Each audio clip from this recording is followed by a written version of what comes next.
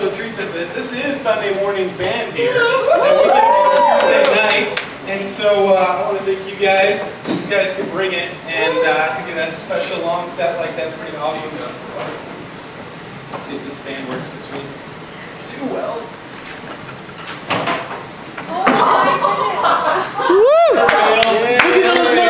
Murphy's Law!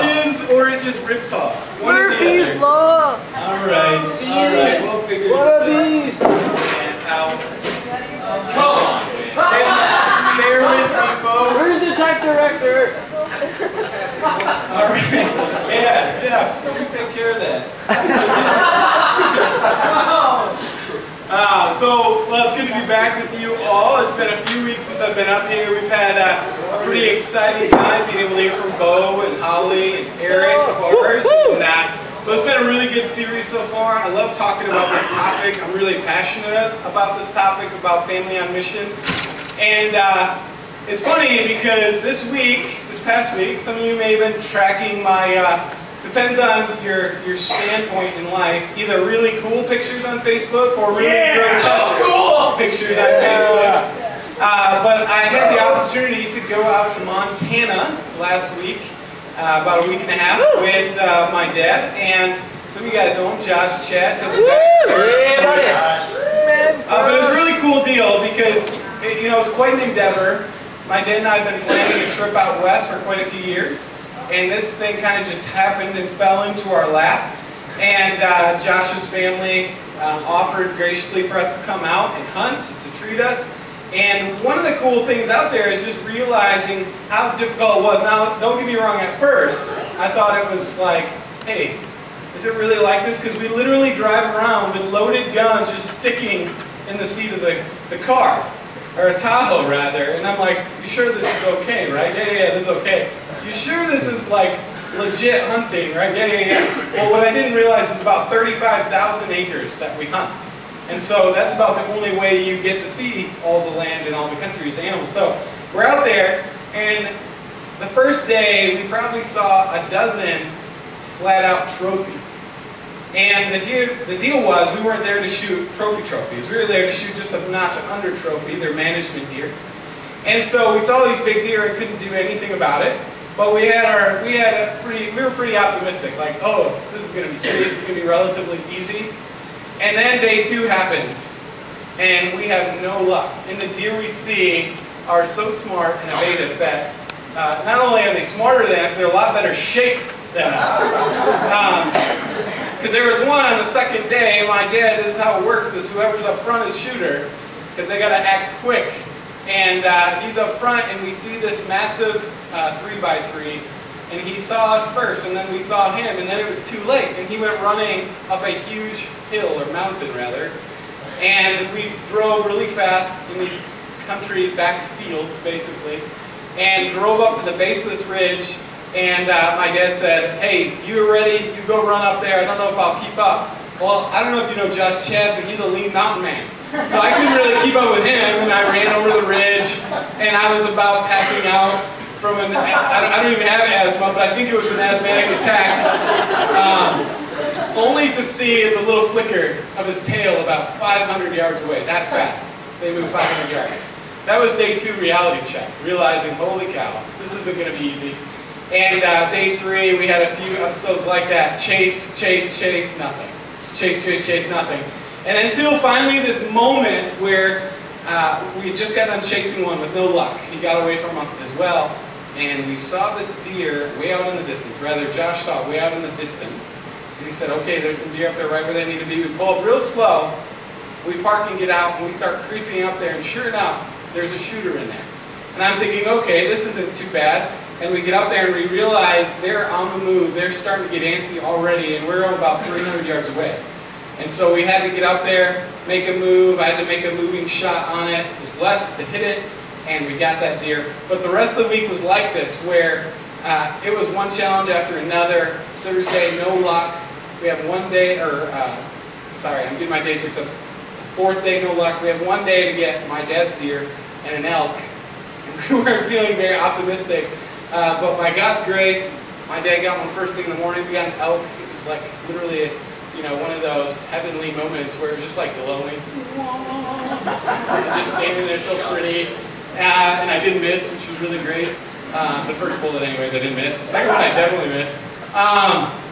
But anyways, what I thought was cool about this is the epitome of what we're talking about, this whole series. Because it was very much family. It was my dad. He's my dad. That's family. But Chad is like a brother to me.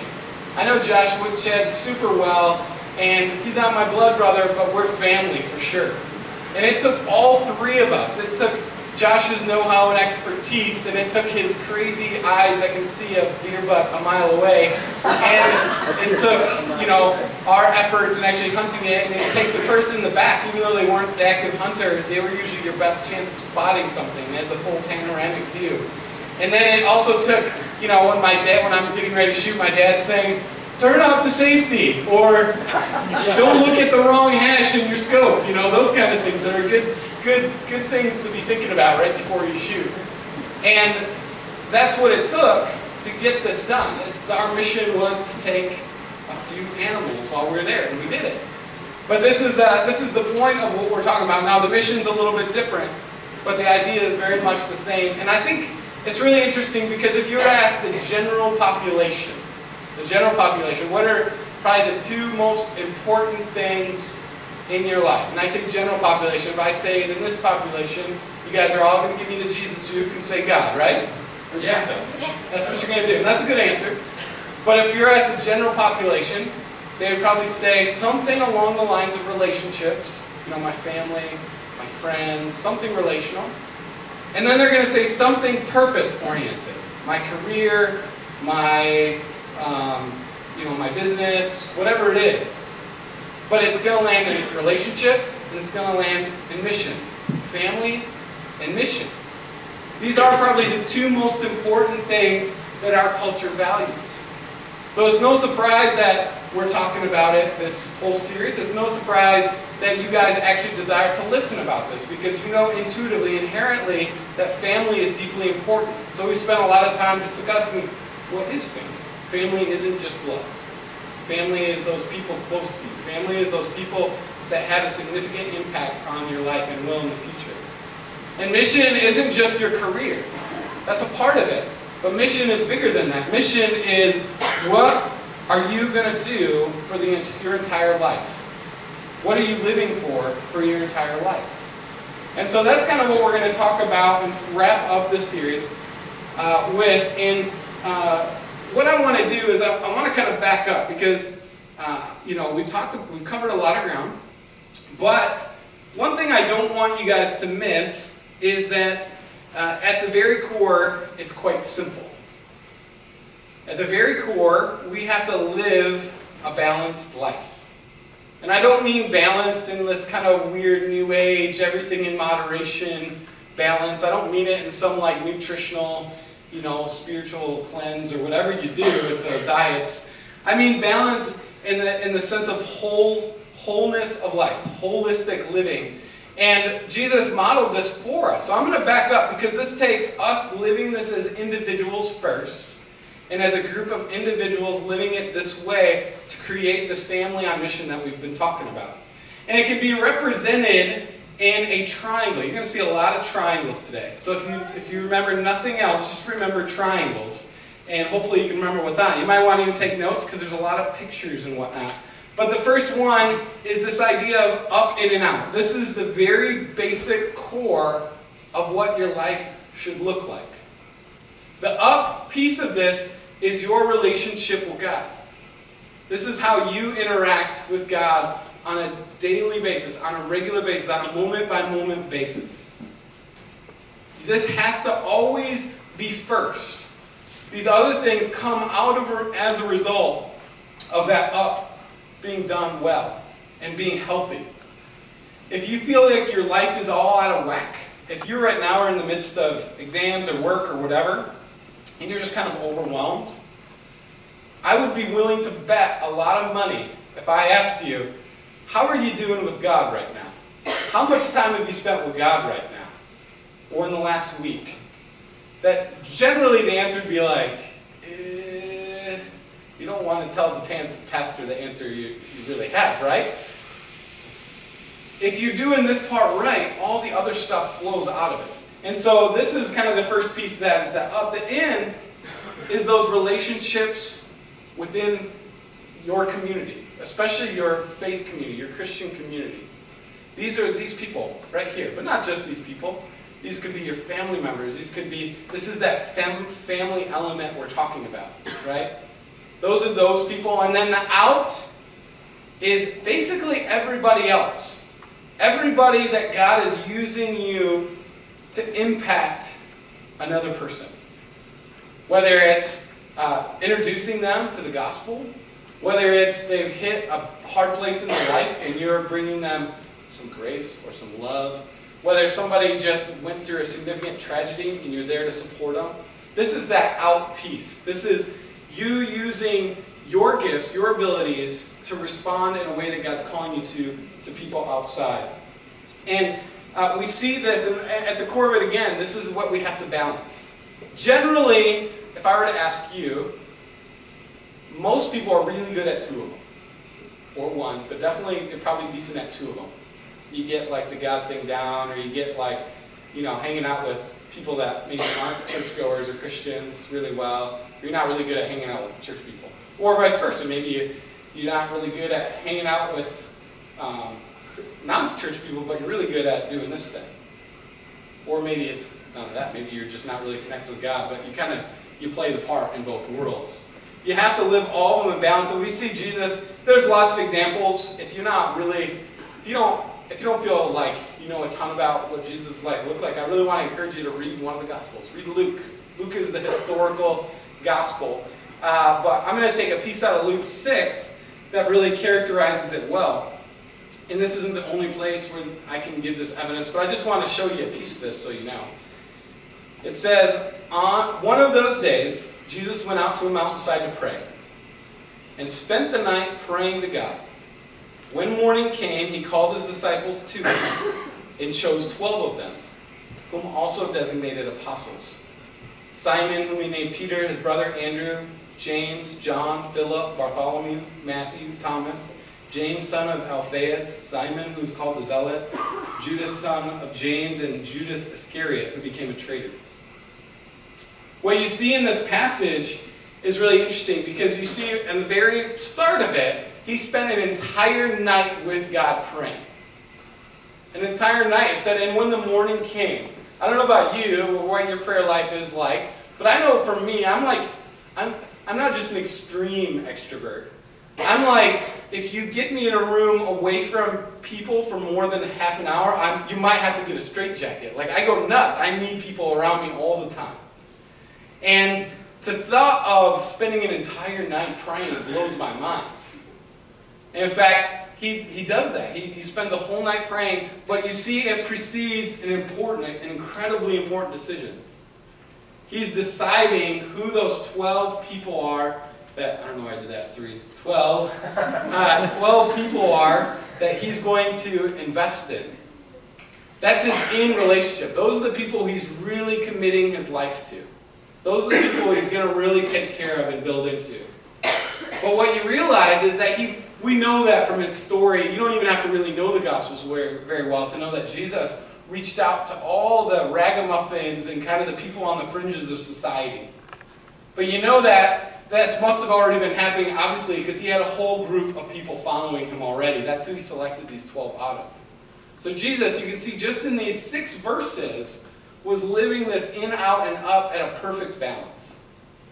And for us to do family on mission, we have to be doing that as individuals.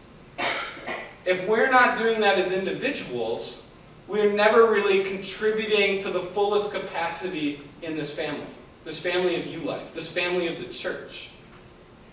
And it's not all on you. It takes, like we talked about in the first couple weeks, it takes an entire family to accomplish God's mission, what he wants to do. But it does fall on you as an individual to do those parts that God calls us to do. To live that up relationship. And out of that stems this great inward relationships and outward relationships in our life. I'm not going to spend a ton of time on it because this is a whole nother sermon. And to give you an idea, we're going to look at specifically this family on mission piece that comes out of that. And you can see, I think my graphic, you can go on to the next one. There's a whole bunch of other talks that come out of this in, out, and up. But we're going to look at family on mission specifically. And what practically does this look like? Us as U-Life, as a family, how do we live as a family on mission? How do we do this? And so you see there's three big elements that you must have for this to be true. And the first one is the spiritual parents. And this sounds, kind of like, oh really, parents? Like, we go to college to get away from parents and all that. But I know Eric Barr said it when he spoke, and he referred to Mackenzie and I as Mama and Papa Sheahan, and in a lot of ways we do. We feel like that. But you also have these intergen leaders around you that very much, I promise you, feel like parents to you. Not in like the oppressive way that you might have experienced, but in that deep love that they'll do anything for you. And not just do anything for you, but they're there to provide that spiritual insight and guidance and support that you need to continue to grow in your faith. This is incredibly important to a family on mission because, maybe you've experienced it in one of your group assignments in college, where inevitably the professor assigns you and 4 other people to do this end-of-the-year project, and depending on your study habits, you're usually one of a few people, that's super intense, I'm going to get it done, and you usually end up doing 80% of the work.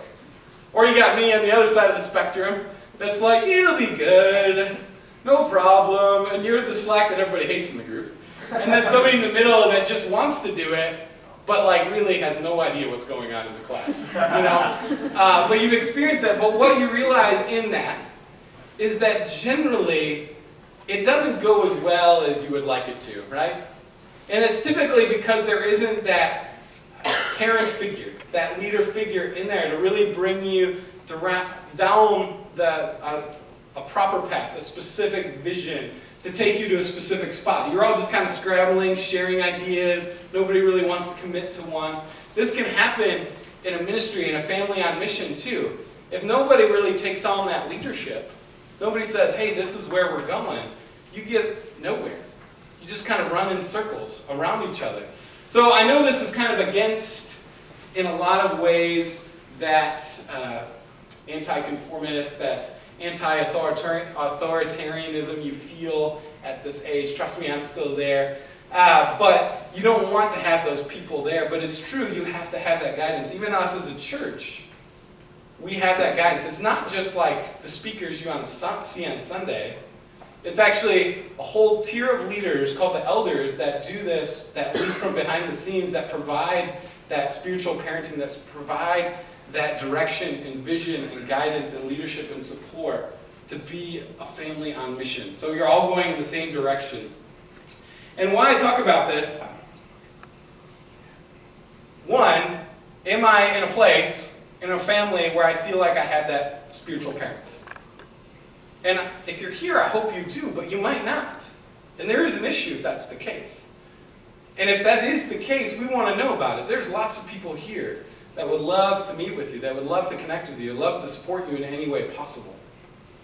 But the other side of that is our goal and ambition for U-Life isn't that you just come here and maybe come for a year, 2, 3, or whatever, enjoy it, take what you can get, and bolt. Our intention for you and for U-Life is that each one of you gain and gather the skills and the spiritual development you need to not just go and leave and have a solid faith for your own self, but to have a solid faith that you will be able to spiritually parent other people in the future. That you will be able to take a group of people that have a natural affinity towards you, or towards the same interests, and be able to guide them in a direction that would grow other people up towards Christ and have a permanent impact on His kingdom. That's what you guys got to be thinking about. It's okay if you're not there yet. Now, I will always challenge you to lead. Leadership is a very important value to me. It's a very important value to U-Life here. And I will always challenge you to lead, but don't feel like you have to go and spiritually parent somebody when you're not ready. But it's important to know that that is always going to be the call. That we want you to be challenged and feel challenged to go out and lead others. I remember as a freshman in college, there was a guy who started mentoring me, and I was a little creeped out by him because he just kept coming around my room. I'm like, what are you doing, dude? But he kept in touch with me, and he started mentoring me. And it was like midway or 2/3 of the way through my freshman year. And the stuff he was doing and talking about, and the way he was living his life just 2 years older than me, challenged the crap out of me. I'm just like, holy cow, like, am I going to have to should be kind of like that in 2 years? Because if that's the case, I better get to work. But that's important. That's what you right now can provide for some other people, whether it's younger college students, whether it's high school students, or whoever, or kid life. But you have to think through that. Do you have a spiritual parent in your life, and are you doing what you need to take to become that spiritual parent in your life? And the things that a spiritual parent offers is spiritual depth. I think it's up here, yeah. Spiritual depth, which is just what it sounds like. To get spiritual depth, you don't just get it through osmosis. It doesn't just happen. You have to be putting yourself in an environment where you can grow spiritually. You have to be committing to time with God, like Jesus spent a whole night praying and with Him. You have to spend time studying the Word. You have to spend time with strong Christian people. That's how you get spiritual depth. The other one is sacrifice. And what I mean by sacrifice, it's not sacrifice to God. This isn't what we're talking about. We're talking about sacrificing your desires to help other people. What you'll see is in this up, in, and out, all of these, it's like a big onion, and you just keep peeling it back. And you could lay over every triangle over it, and it would coincide with that up, in, and out. And that sacrifice is that in piece. That's caring about other people so much more that you'll put aside your own agenda and sacrifice what you need or want for them. And then that submission is that submission to God. That you will do whatever He calls you to right now. No question. That's what it takes to be a spiritual parent. To put aside what you think your future is going to look like and submit to God's will. So that's kind of that first one. Spiritual parents. This is a lot of information. This isn't a typical Mitch talk, and I'm just giving you that up front. So take notes, think about it. Hopefully it does something. The next one is predictable patterns. You got to have predictable patterns to be a family on mission. This is why we do Unite on Tuesday nights. This is not to entertain you. Hopefully it does. We had a sweet band tonight. We have funny MCs. And, we try to give great talks. But this isn't really to entertain you. Part of this, obviously, is to challenge you, like we just talked about. But part of this is to put you in a pattern that you will come to build regular routines in your life that will be focused on God. This is why we want you to come on worship on Sundays. This is why we want you to sit together. But it can't just happen on 2 nights a week. If I were to, I have a family, a lot of you guys know, but I have Mackenzie, who's back behind the computer, and my 2 little kids, Kaylee and Aiden. If I were to only be around 2 nights a week, I would not have a very good family. Or they might be good, but I wouldn't be much of that family. And it's no different than this. For us to be a successful family at home, we have to put good, predictable patterns together. My wife is she's actually a master of early childhood education. And one thing I know from this woman is that kids have to have structure to thrive. They're in that extreme developmental stage.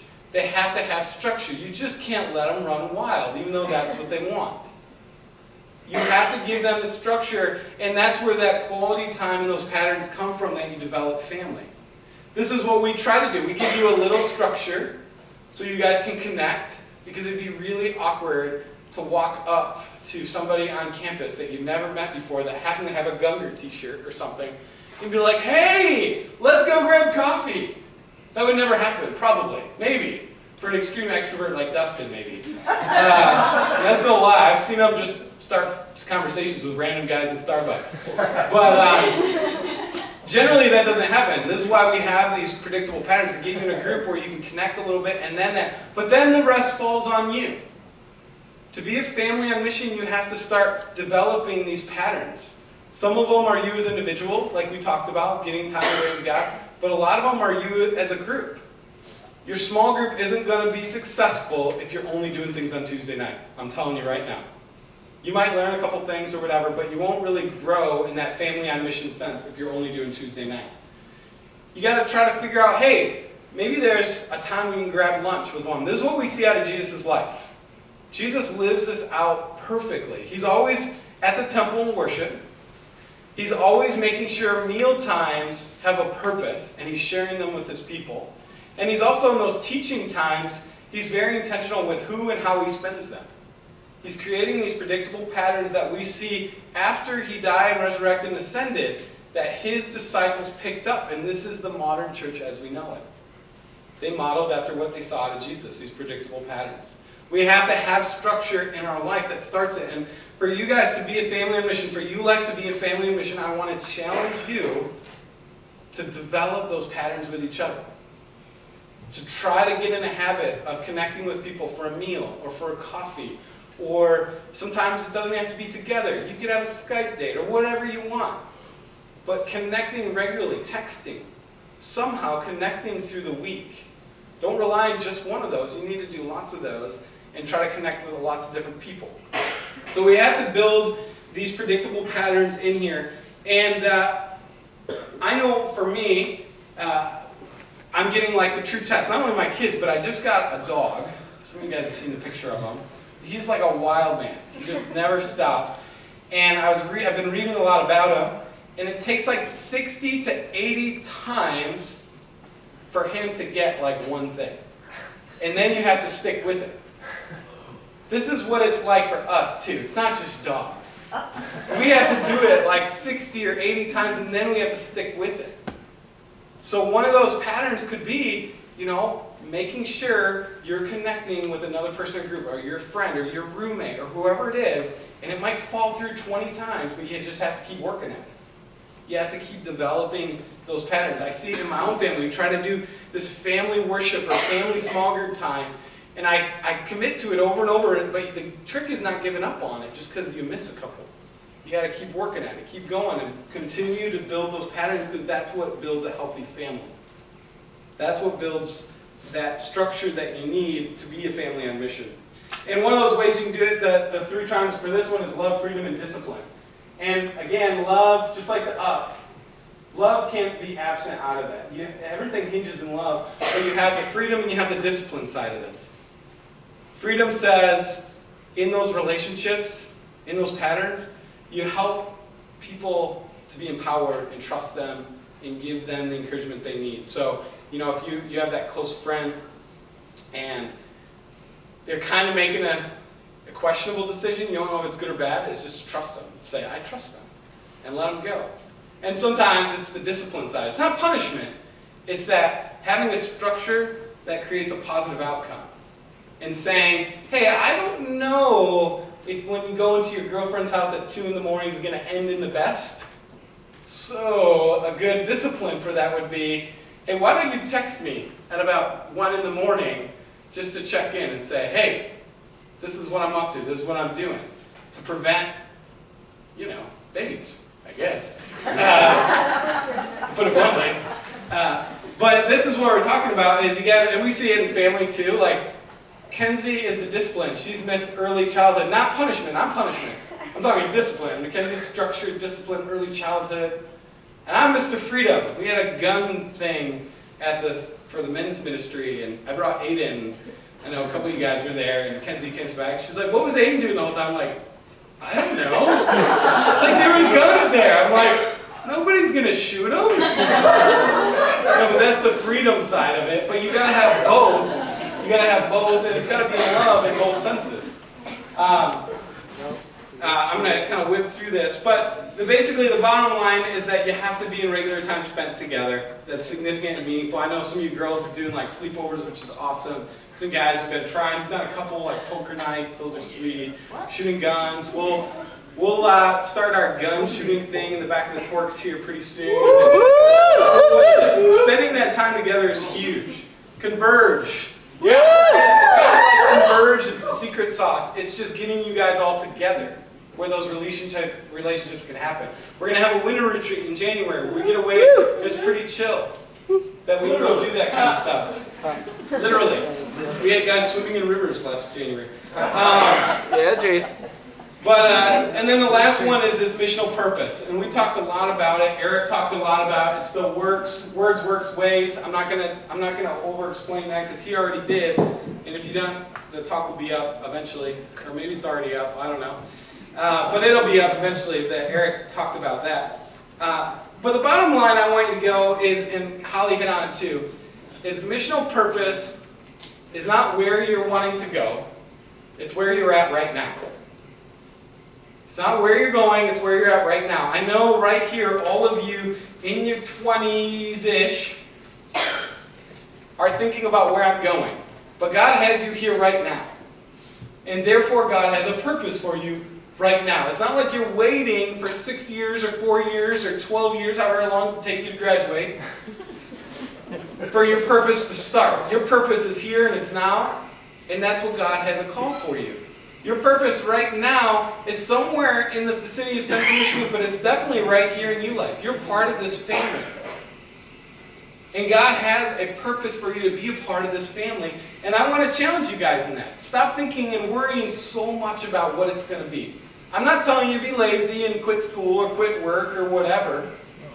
But I'm saying if you're doing what God is calling you to do, then you shouldn't worry about the future. His purpose is going to live out in you. And then you're going to see great things happen as a result of this. So that's kind of the big piece of this. But I want to hit the three P's that I really like of missional purpose. And if you're not sure what your purpose is right now, these will help you. Your passion. What are you passionate about? What things do you absolutely love to do or experience? I know for me, one of them is ice climbing. I don't do it much, but I really like it. So for me, I'm going to go ice climb in January, and I'm going to try to make it into a thing. And if people come, that's great. And it'd be really great if people who weren't part of a church came and got to experience people who were. I've done it a few times, where one of my friends from China, who's an engineer at Ford, came with us. He's not a Christian, but he came and experienced us and them. It was about ice climbing, but we also had great faith conversations. That's what I'm talking about. Finding what are those passions. Possessions aren't just like the things you have in the very literal sense. Like, I have $1 in coins in my pocket. No, it's like, what is everything that God's given you? Your experiences, your location, your education, all these different things, your positioning relationally with different people, everything that God has given you, what does it lend itself toward? And especially, how does it fit with your passions? That was one thing that was really cool to experience when I was out there with Josh, out hunting. He was truly in his element. He's a wild man. But you see his possessions and his passions lining up into something incredible. I've never seen somebody take skin off something so quickly. It's frightening but wild all at the same time. But you see this lining up together. And the last one is problems. And I don't mean what are your problems. I mean, what are the problems that you've encountered in life that just leave you frustrated? What are the things deep down that make you uncomfortable in the way that things are? You look at our culture, our world, and you see something and you just leave with angst or frustration. What are those things, and how can your passions and your possessions influence those? And how can you do something within that realm to accomplish something great that God's calling you to? And what would be really great is if each one of you, because it's not in 3 years or 5 years or 7 years, it's right now. What are those things? It'd be really great if each of you as individuals could spend some time over winter break and thinking about this, and praying about this, and asking God about this, and be ready to take a step in that direction when you come back, or when you're at home. But what would be really cool is because this group is unique from any other U-Life group. There's a collection of people that God has a purpose. There's a collection of passions and possessions and issues or problems that you guys are frustrated with. And what you'll see is if you put all your heads together, all your hearts together, you'll find something common amongst you that you might just all decide, or a couple big groups you decide to go do something significant. And that's what I want to challenge you guys to do. Figure out what that is for you and go do it. Figure out what God's call for you is right now and go do it. And then I'll challenge you when we get back, what is something that we can do together? Because there are things we'll do together. It was sweet seeing Operation Christmas Child. I posted that on Facebook, that email from Doris. how many people are impacting that. Midnight Pancakes. We'll have hundreds of people coming on Midnight Pancakes. We're just giving them food. But we'll have people enter the doors that have never or hardly ever entered the doors of a church, which is a big win. Not because we're going to evangelize them, but because they see it's a safe place to be. We're going to go to Haiti in May. If you're interested, heads up. We're going to go to Haiti in May and impact the world. But it's not just the world. It's right here in central Michigan. You have an opportunity to impact everybody you encounter. So this is the missional purpose piece. And that's where I want to leave you guys, is challenging you over the break to figure out what that is. How can you as an individual carry this in, out, and up, and do these things that stem from that, so that collectively you can live out this family on mission and change this community and this church and this world as a family on mission. Let's pray. God, thank you for this group of people. I just love their heart for you and the desire to be here and worship you.